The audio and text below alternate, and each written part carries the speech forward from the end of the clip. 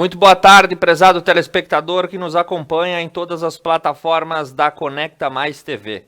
Inicia agora o Expresso Meio-Dia, levando atualização, notícia e informação para o seu almoço. Nesse momento em Nova Prata, a temperatura é de 25 graus, o céu está azul e parcialmente nublado. A chance de chuva para o período da tarde, conforme as previsões, e o final de semana promete um tempo instável, entre intervalos de chuva e o sol deve aparecer. Essa é a perspectiva, por enquanto, dos meteorologistas para o feriadão de carnaval. Seguimos com o nosso giro de notícia e informação, começando pela dupla Grenal e também pelo Juventude, que agora passa a integrar a Série A do Campeonato Brasileiro. No Inter, o jogo de ontem, o Colorado acabou tropeçando nos próprios erros e foi derrotado pelo Sport e vê o título tido como certo ameaçado. O Colorado perdeu por 2-1 para o quase rebaixado Sport Recife, perdeu a invencibilidade e vê o Flamengo colar, ficando apenas a 1 ponto de vantagem do vice-líder. Então, lembrando que Inter e Flamengo têm um confronto direto nas próximas rodadas, o que pode definir o rumo do Campeonato Brasileiro. No lado gremista, já que Pedro Jeromel deixou o time lesionado no último Grenal, agora segue uma incógnita. Rodrigues, Paulo Miranda ou Davi Braz, quem deve ser aí o titular da zaga gremista? Lembrando que assim como o final do Campeonato Brasileiro, o Grêmio ainda tem que encarar o final da Copa do Brasil contra o Palmeiras, que neste momento está na disputa do terceiro lugar do Mundial de Clubes com o Al Ahly do Catar. Informação para o Juve, o time do Alfredo Jaconi se reuniu nesta manhã para a reapresentação visando a temporada 2021. O elenco se juntou no CT do clube e foi aberto aí à imprensa. Ao todo, 26 jogadores, até agora 16 remanescentes da Série B e mais o restante que foi promovido aí das categorias de base integraram o plantel principal. Informação aqui para a Nova Prata, agora falando da nossa região. O prefeito Alcione Graziotin esteve presente na reunião do Cored Serra, que ocorreu na sede da Universidade de Caxias do Sul. O Cored é formado por 32 municípios e nesta reunião foi feita a apresentação das prioridades regionais que constam no Plano Estratégico 2015-2030, detalhando os projetos em andamento. Na opinião do prefeito Alcione, abre aspas, os prefeitos têm que identificar as demandas a fim de que, no momento da consulta pública, isso seja levado à discussão, para que o processo de concessão seja um legado para o cidadão nos próximos 30 anos e não repetindo aí as concessões que foram feitas nos anos 90, que foram ineficientes. A criação da gestão da região metropolitana da Serra Gaúcha também foi erguida nesta reunião realizada nesta semana. Informações também para a Serafina Correia, na noite de ontem, atendimento a um incêndio que ocorreu na cidade. Por volta das 19h20, a equipe da SCAB foi acionada para atender aí um incêndio na linha 12, em Benjamin Constant, na Capela da Saúde, interior de Serafina Correia. O Corpo de Bombeiros Voluntários acabou atendendo e era um incêndio em vegetação rasteira que foi rapidamente controlada. Informação para Caxias do Sul, a Secretaria de Cultura promoveu reuniões para debater o setor cultural da cidade caxiense. A intenção com as reuniões é as inscrições prévias e pensar nas políticas públicas que efetivamente atendam a classe artística do município.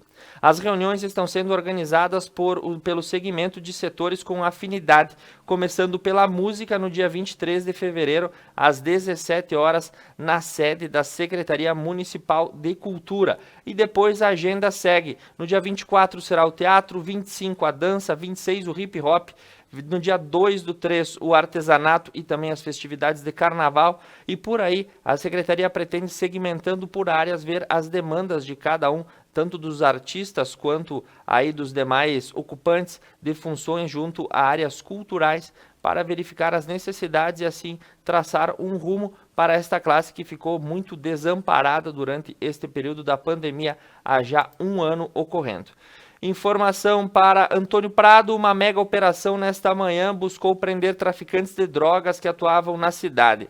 Uma ação conjunta da Polícia Civil, da Brigada Militar e também do Canil de Caxias do Sul fez aí uma grande articulação para prender 7 traficantes. A operação começou às 5h30 da manhã em 3 pontos de tráfico em Antônio Prado, nos bairros Aparecida, Panorâmico e Planalto. Ao todo participaram da operação 35 policiais das diferentes corporações.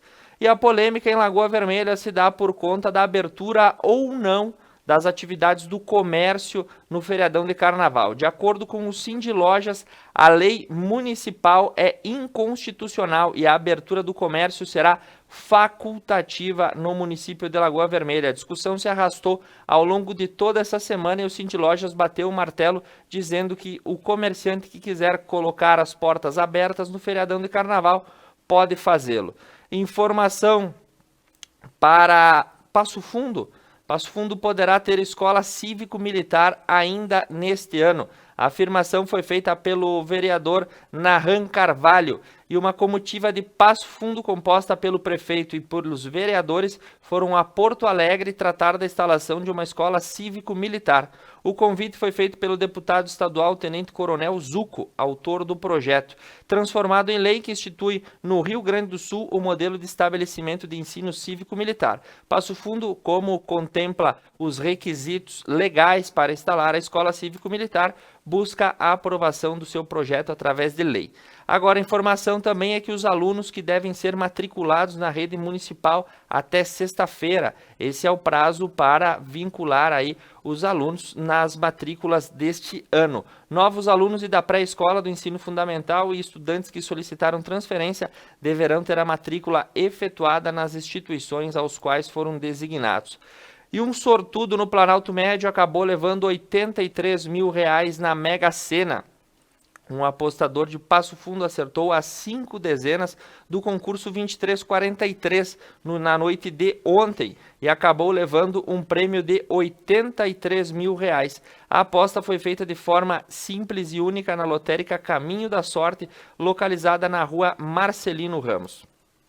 Informação também do Planalto Médio, a Polícia Federal realizou uma operação para incinerar 3 toneladas de drogas em Passo Fundo. Foi feito aí um processo de incineramento na manhã de ontem. A queima de droga ocorreu na BS Bios, empresa que apoia a ação. De 2017, a Polícia Federal incinerou mais de 45 toneladas de drogas apreendidas no Rio Grande do Sul e dessa vez 3 toneladas foi em Passo Fundo. Na região norte do estado, também a Brigada Militar lançou um afronte aí à Operação Fecha Quartel, com o objetivo de coibir crimes de pequeno escalão e também de coibir demais desatinos públicos. A operação foi realizada num patrulhamento em áreas comerciais nos eixos de maior circulação de pessoas e veículos, com barreiras em pontos estratégicos, fiscalizações em bares, casas noturnas, que resultaram em 120 identificações, 90 veículos fiscalizados, 16 autuações, 3 recolhimentos e 2 bares que também passaram pelo pente fino da Brigada Militar em Erechim, Carazinho e também Passo Fundo. A informação que a gente tem pelo Jornal do Comércio, o Banrisul tem um lucro líquido de mais de 727 milhões no ano de 2020. Como os outros bancos, o Banrisul também sentiu os efeitos da pandemia e o seu lucro líquido fechou na casa de 720 bilhões. Em 2019, o resultado havia sido de mais de 1,34 bilhão. Considerando aí os aparelhamentos vinculados ao ano de 2020 que incidem em cima de todos os balanços, a queda foi de 35% na rentabilidade esperada.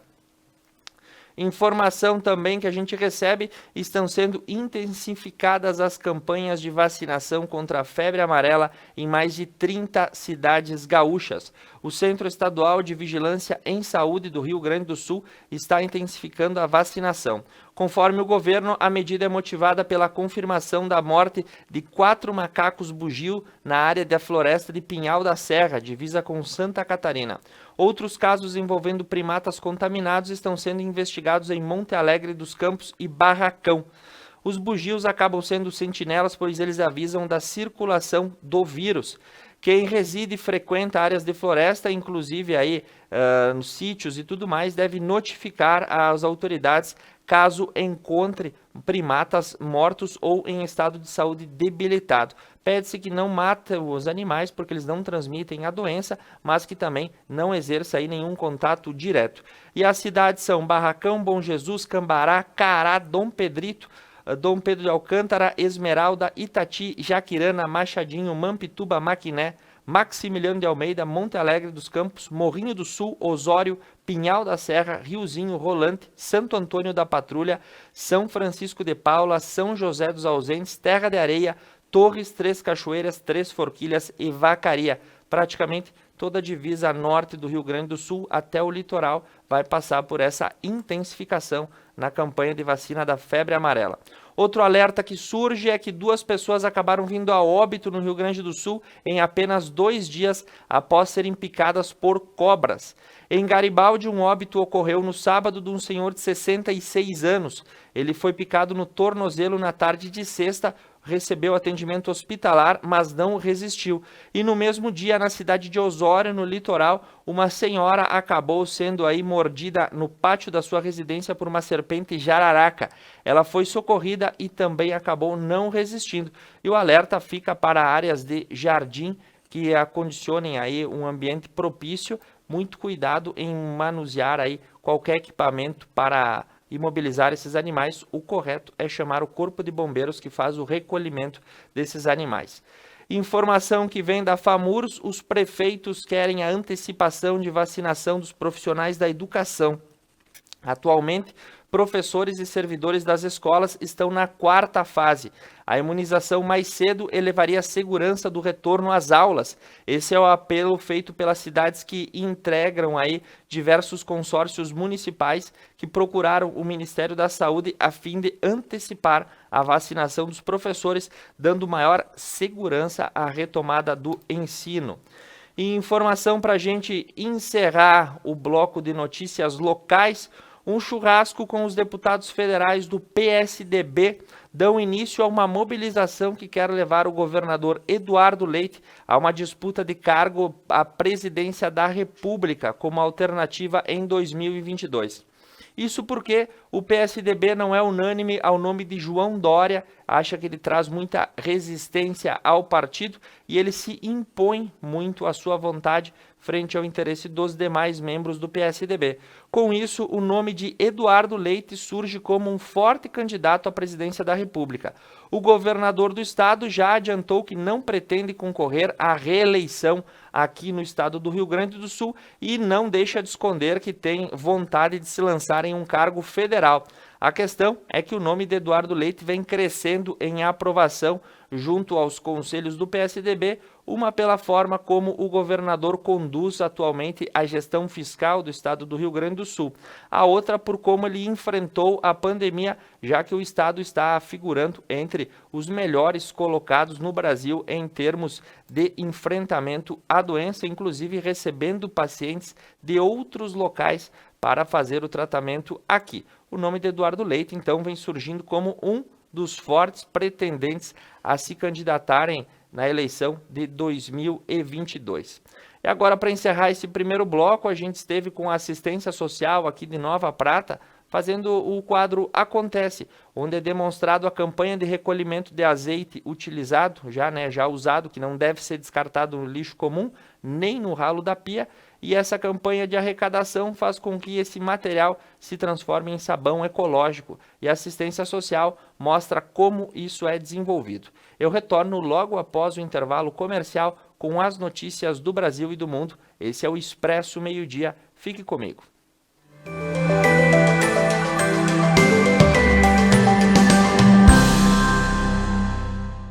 A assistência social, em parceria com o CRAS, aqui do município de Nova Prata, está elaborando diversos projetos.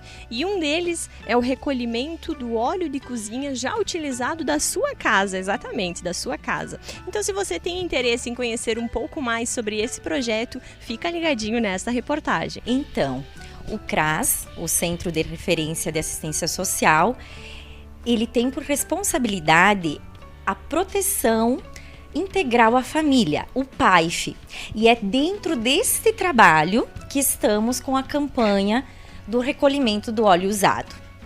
Ele tem 2 objetivos principais. O primeiro, auxiliar no meio ambiente, e o segundo objetivo, então, é retornar para as famílias que são assistidas pela assistência social, as famílias de vulnerabilidade social, que estão no PAIF. Esse óleo retorna em forma de sabão, o nosso sabão solidário. A ação ainda não começou a ser executada por conta da pandemia.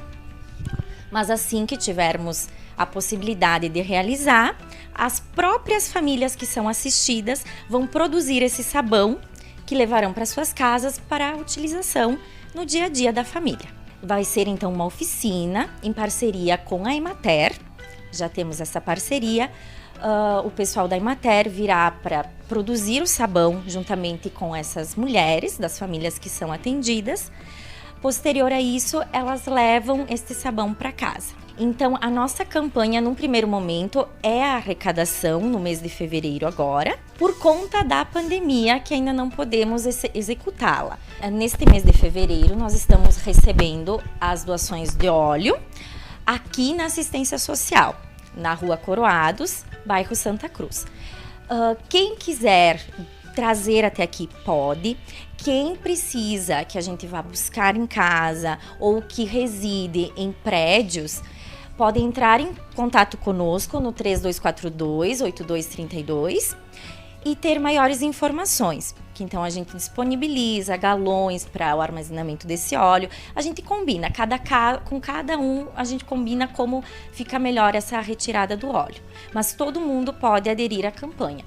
Querendo aderir, se tiver alguma dúvida, pode entrar em contato conosco, que a gente dá maiores informações e tenta até auxiliar no armazenamento do óleo para depois fazer a retirada. Esta campanha é específica do mês de fevereiro, neste primeiro momento.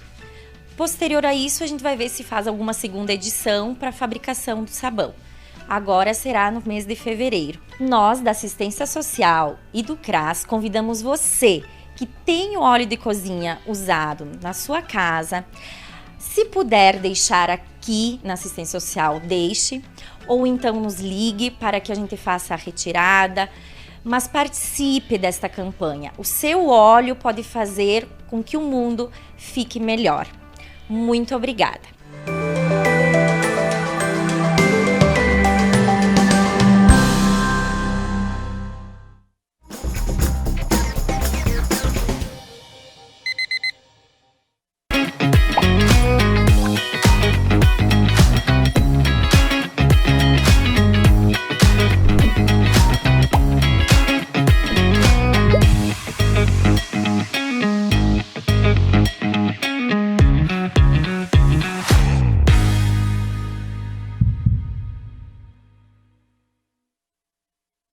Abadá Capoeira apresenta 4º curso de aperfeiçoamento técnico em capoeira, ministrado pelo mestrando Pretinho, de 19 a 21 de fevereiro, na BEM de Nova Prata. Entre em contato pelo fone 54-99161-5531. Organização Graduado Guepardo e apoio Conecta Mais TV. É muito nossa! Piantari Viveiro de Mudas. Numa vasta área e com cuidado ideal, produzimos uma diversidade de mudas de qualidade que faz a diferença na sua produção. Piantari Viveiro de Mudas, em Nova Bassano. Mais uma novidade para os clientes da Adilnet Telecom. Agora você pode assistir seus filmes, séries, programas de TV, realities e programação infantil favoritos na Paramount.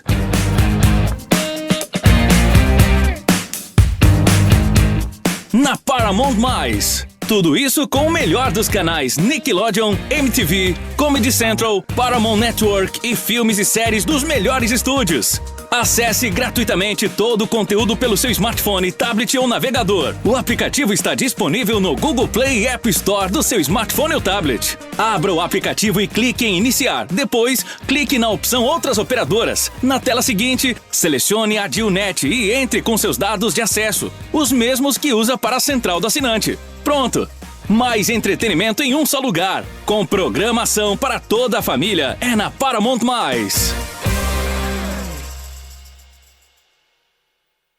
Durante os últimos meses, a Unimed tem desafiado você a mudar um hábito e encontrar a sua melhor versão. O novo coronavírus apareceu e vamos precisar do esforço de todo mundo. Por isso, a gente tem um novo desafio até tudo voltar ao normal. Fique o máximo possível em casa. Cuidar de você. Esse é o plano. Unimed.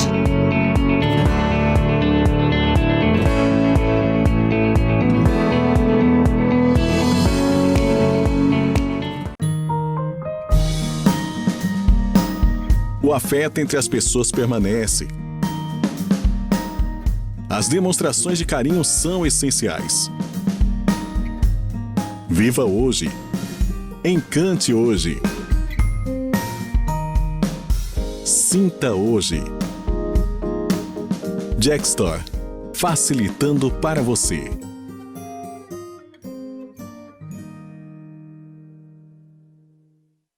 Músicas, convidados e bom humor. The Night, toda quinta na Conecta Mais.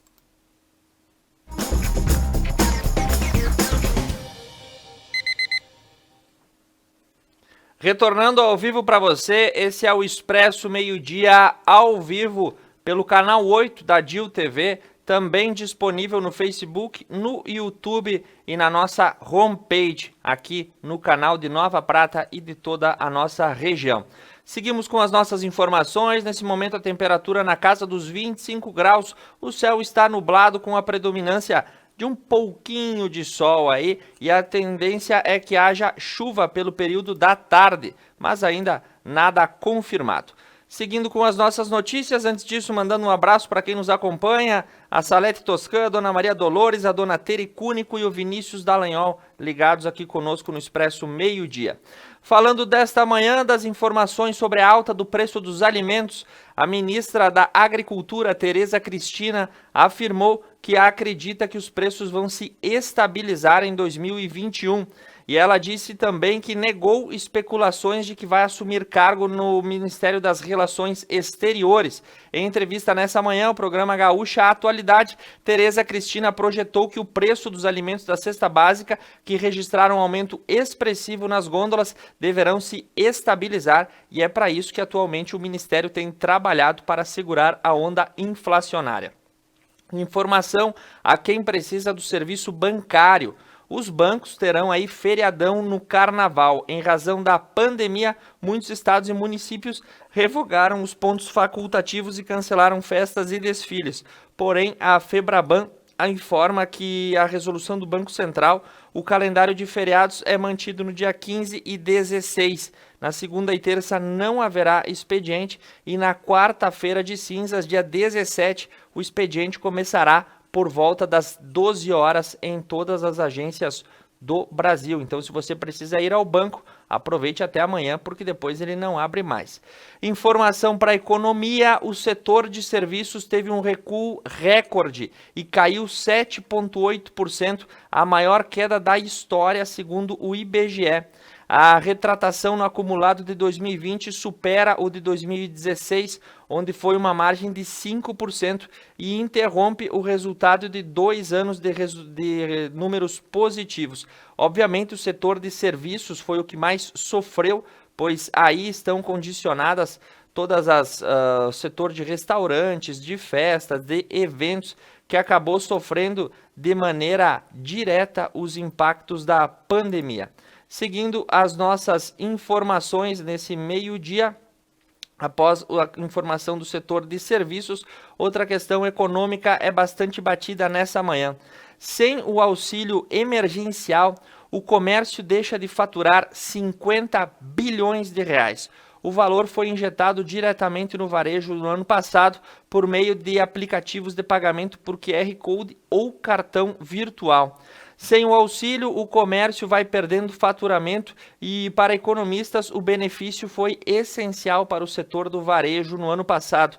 O governo admite que a volta do recurso do auxílio emergencial está em discussão, mas aí existe um embate muito grande entre aqueles que pedem austeridade fiscal para manter as margens de investimento e as métricas da macroeconomia e aqueles que defendem também o retorno do auxílio para evitar que o brasileiro caia numa desgraça de ficar sem dinheiro.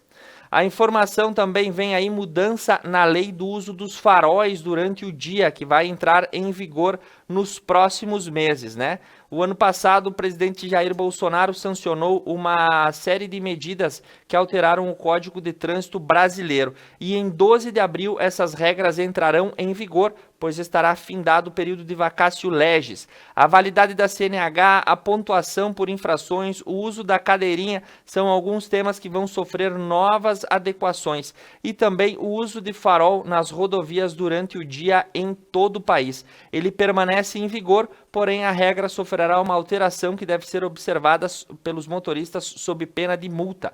Os faróis acesos durante o dia permanecem, assim como nos túneis sob chuva, neblina ou cerração e à noite. Diferente é que nessa nova regra, o equipamento só precisará ser usado nas rodovias de pista simples e também será obrigatório se essas vias estiverem em perímetros urbanos. Ou seja, a obrigatoriedade do farol ligado cai para rodovias de pista dupla e também para as vias urbanas. Só é necessário em pistas simples e em rodovias. Informação que vem também de Brasília. O Senado aprova um projeto de convenção contra o racismo. O texto agora vai à promulgação presidencial. O plenário do Senado aprovou em 2 turnos no dia de ontem o projeto que ratifica a Convenção Interamericana contra o Racismo, a Discriminação Racial e Formas Correlatas de Intolerância. O texto já havia sido aprovado pelos deputados e segue para a promulgação. É um tratado internacional elaborado em 2013 na Guatemala durante a Assembleia Geral da OEA, a Organização dos Estados Americanos, e determina que os países do bloco se comprometam a prevenir, eliminar, proibir, coibir e punir todos os atos de manifestação racial, discriminação e formas correlatas de intolerância. Ratificar a convenção é declarar, validar e confirmar o compromisso do Brasil com o respeito ao amor ao próximo, independente de raça, origem, cor ou sexo, disse o senador Paulo Paim, do Partido dos Trabalhadores aqui do Rio Grande do Sul. Informação sobre a autonomia do Banco Central, que foi aprovada pela Câmara de Deputados no dia de ontem. De acordo com o banco, a instituição agora terá uma credibilidade maior e será aí respeitada internacionalmente em um nível mais amplo. O Banco Central divulgou uma nota no dia de ontem dizendo que o Brasil deu um passo importante a partir da aprovação da Câmara dos Deputados do projeto de lei que garante uma autonomia ao Banco Central com base no texto aprovado no Senado. Essa mudança é o resultado de um longo processo de amadurecimento da instituição, onde os benefícios de um Banco Central autônomo, transparente e responsável foram ficando claros para a sociedade. O Brasil, claro, assim com esta autonomia, entra em um clube de países internacionalmente reconhecidos, onde os bancos centrais operam a par da vontade dos governos, inclusive na indicação e na substituição de membros da diretoria que não acompanhará mais o calendário presidencial, ou seja, hoje a regra é quando o presidente toma posse, ele indica quem são os responsáveis pelos cargos centrais no Banco Central que vão acompanhar durante o seu período de mandato. Essa nova regra, uma das modificações é que haverá mudança. A cada 3 anos, né, do governo, muda a gestão do Banco Central, o que vai dando um intercâmbio interessante no ponto de vista da autonomia. Informação para você ficar para o presidente Jair Bolsonaro e mais de 100 milhões de brasileiros tiveram seus dados vazados a partir dos celulares. Uma empresa de cibersegurança revela que 102 milhões de registros de contas de telefone foram expostas na Dark Web. E muitos desses dados estão sendo usados para contratações de empréstimos e de cartões de crédito no sistema financeiro. Algumas pessoas importantes como Jair Bolsonaro, William Bonner e Fátima Bernardes tiveram os seus dados aí hackeados e vendidos no câmbio negro da internet. Informação desta manhã também dá conta de que uma nova fase da Operação Lava Jato da Polícia Federal foi desencadeada e o alvo foi um empresário no interior de São Paulo. Cláudio Mendes foi alvo de busca e apreensão na manhã de hoje. De acordo com as investigações, ele havia recebido $1 milhão de propina de representantes de estaleiro em contas no exterior, a pedido de João Vacari Neto, um dos investigados e presos pela Operação Lava Jato. É a 80ª fase da operação que segue investigando desvios na Petrobras. E as informações internacionais que repercutem nesta manhã: os Estados Unidos deslocaram um bombardeiro B-21 à Noruega para enviar uma mensagem de força à Rússia. Nos primeiros atos do governo Joe Biden, ele está mandando sinais às potências internacionais. É questão de praxe quando o novo presidente norte-americano assume, russos e chineses fazerem provocações militares. E a resposta veio rápido. A Força Aérea Norte-Americana enviou um bombardeiro tipo B-1, um dos maiores aviões de guerra do mundo, pela primeira vez à Noruega, em um movimento que deixa claro uma mensagem para Moscou que os militares dos Estados Unidos irão operar na região ártica, que é estrategicamente importante. Outro movimento que ocorre é no Mar da China, em torno do arquipélago de Taiwan, onde navios de guerra americanos também fazem manobras para acuar movimentos do governo chinês. Informação das Olimpíadas: o presidente do comitê organizador de Tóquio 2020 estaria prestes a renunciar. De acordo com fontes não identificadas, o presidente do comitê organizador dos Jogos Olímpicos em 2020, Yoshiro Mori, estaria pronto a renunciar amanhã, sexta-feira. Isso devido a comentários sexistas que provocaram indignação no Japão e no exterior. Diversos meios de comunicação japoneses têm citado que ele vai fazer a renúncia amanhã. Afinal, não se sabe mais se os Jogos Olímpicos irão ocorrer ou não, como estava programado para esse ano de 2021.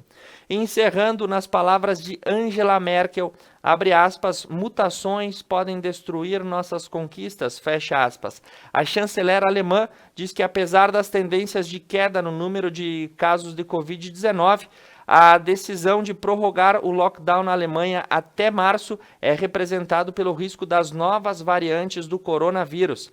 Até 7 de março é a data que o parlamento alemão também aprovou a extensão do lockdown. Isso porque, na defesa da posição da chanceler, estão que as novas variantes encontradas no Reino Unido, na África do Sul e também no Brasil apresentam um risco muito grande de aumento de casos da doença e que ela se torne mais letal, até que a vacinação não possa ocorrer de maneira global. Merkel pede paciência.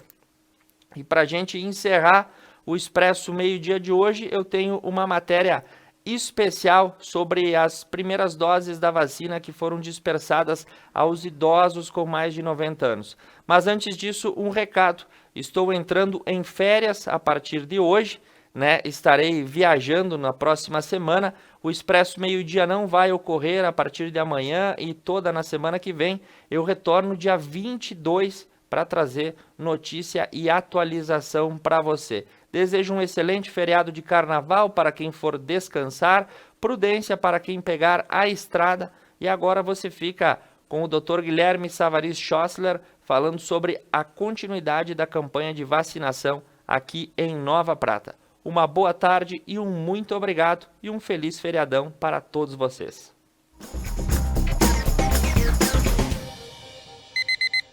320 doses da vacina Coronavac foram destinadas ao município de Nova Prata para a aplicação em pessoas idosas. Essas vacinas estão divididas por faixas etárias e o Dr. Guilherme Schossler explica para nós um pouco mais sobre como vai funcionar a vacinação destas pessoas nesta semana.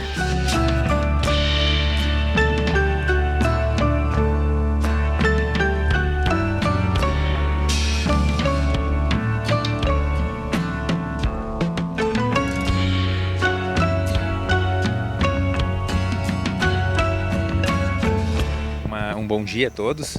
As vacinas foram, conforme divulgado pelo governo, eles a divulgaram uma semana antes, que já tinham sido liberadas as vacinas para os idosos. Mas na verdade elas chegaram no município apenas segunda tarde. Ontem a gente organizou o programa para vacinação, já tínhamos uma ideia de como seria realizado e colocamos em prática.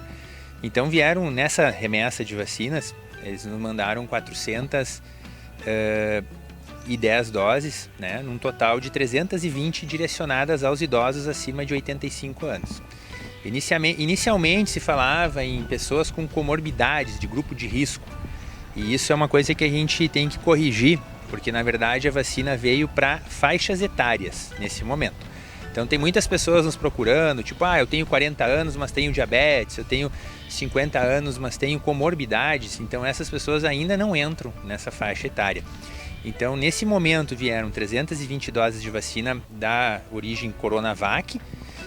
É importante salientar que essas doses vieram também em frasquinhos com 10 unidades e a gente vai ter que sempre vacinar de 10 em 10, então, para não desperdiçar. Então é importante que as pessoas sempre venham nos horários que a gente determinou para que a gente possa vacinar o maior número de pessoas e aproveitar melhor as vacinas.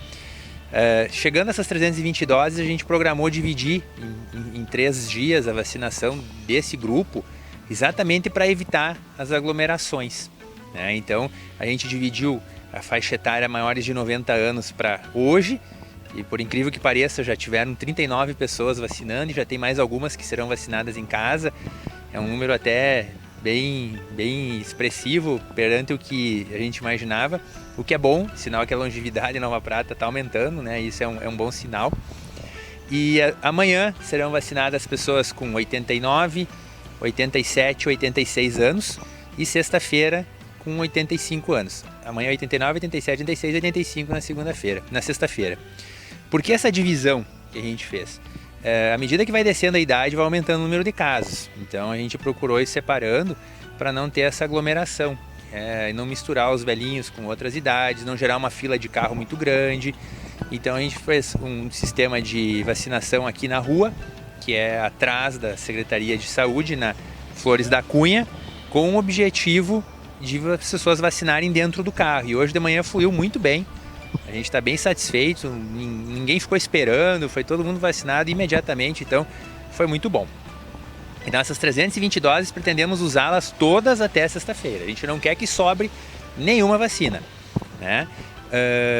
Para vir vacinar é necessário trazer então um documento com foto, um comprovante de residência, né? A maior parte dos idosos a gente já conhece, a gente já sabe quem são e tudo mais, mas é importante ter esses documentos em mãos, o CPF, um RG com foto e mais um comprovante de residência e a carteira de vacinação para a gente fazer o correto documentação e ter o registro da pessoa que realmente mora em Nova Prata, né? Para não correr o risco aí de vacinar alguém que não seja daqui, embora não seja errado, mas não é para o destino dessas doses de vacina.